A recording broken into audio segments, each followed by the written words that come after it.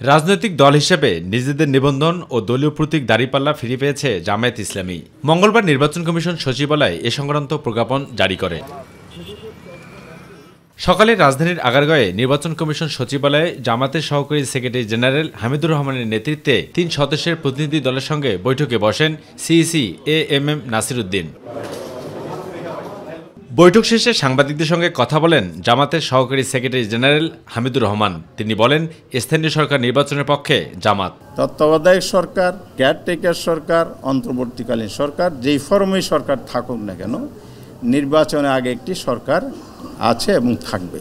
সেই সরকারটার অধীনে যদি লোকাল গভর্নমেন্ট ইলেকশন হয় তাহলে এটা অনেক বেশি ফেয়ার এবং গ্রহণযোগ্য হবে এবং সেখানে জনগণের সঠিক প্রতিনিধিত্বটা আসবে।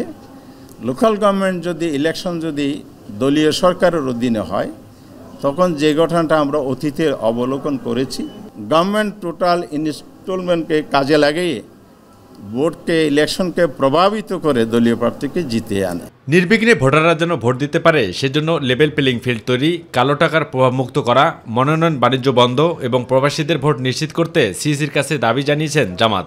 লেভেল প্লেইং ফিল্ড যেটা বলে, এটা যদি নিশ্চিত করা না যায় তাহলে সেখানে নির্বাচন সুষ্ঠু, নিরপেক্ষ, গ্রহণযোগ্য হতে পারে না। অতীতের নির্বাচনগুলো তার প্রমাণ।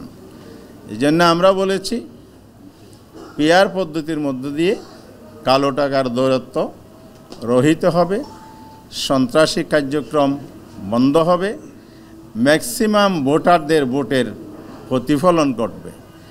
কারণ এখানে দলীয় নমিনেশন যে বাণিজ্য হয় এটাও বন্ধ হওয়ার যথেষ্ট সুযোগ আছে। এরপর নির্বাচনী আসন 1986 থেকে 2001 সাল পর্যন্ত যেভাবে ছিল তার পুনর্বহালের দাবি জানিয়ে প্রধান নির্বাচন কমিশনের সাথে বৈঠক করেছে বেশ কয়েকটি আসনের সম্ভাব্য প্রার্থীরা। আবু সাদ অপু, মাই টিভি, ঢাকা।